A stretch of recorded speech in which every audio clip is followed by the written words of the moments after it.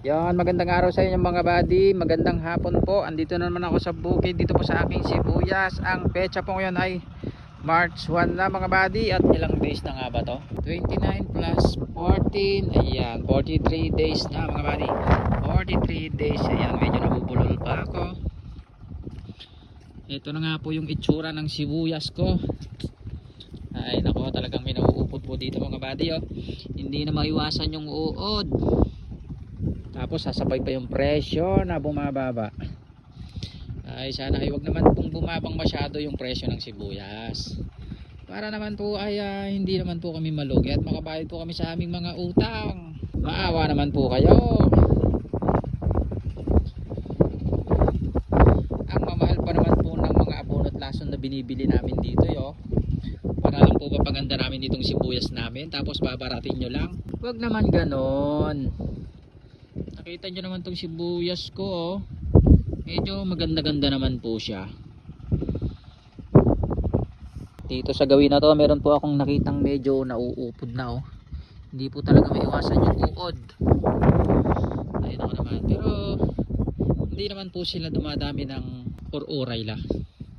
Pakunti-kunti lang naman po nakikita ko dito mga buddy dahil araw-araw po kaming nag-i-spray. Ayan. Tsaka maganda pa naman po yung dahon ng sibuyas ko. Ayan. Itigil nyo na ang pag-i-import para hindi po bumaba ang presyo ng sibuyas at marami na pong mag-aani nito, yo. Ditong Marso, unang linggo po siguro ng Marso, marami nang mag-aani. Tuloy-tuloy na po yan. Kaya wag na po kayong mag-i-import para hindi po masyadong bumaba yung presyo ng sibuyas. Ayan, pakitain nyo naman po kami para naman po may kapalit naman po yung pagod namin, no? Tsaka sakripisyo namin dito sa pag-aalaga ng sibuyas, oh. Diba? Sana naman naiisip nyo po yun, no? Ay, napakahangin na naman dito sa bukid.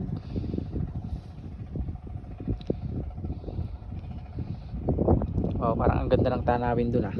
Ayan na nga mga buddy, at kapapatubig ko lang po kahapon. Kanina po ay nagpataba ako at natapos na lang po spray. Kaya naman uuwi na po kami. Natapos na rin magpatubig yung kasama ko. Kaya ayan nga mga buddy, uwi na po kami dahil 5:30 na po. Malapit na namang maggabi. Lumubog na nga po yung araw, oh. Okay, bukas ulit. Padilim na naman. Lagi na lang ginagabi sa pag-uwi, sa pag-aalaga ng sibuyas. Sakripisyo talaga.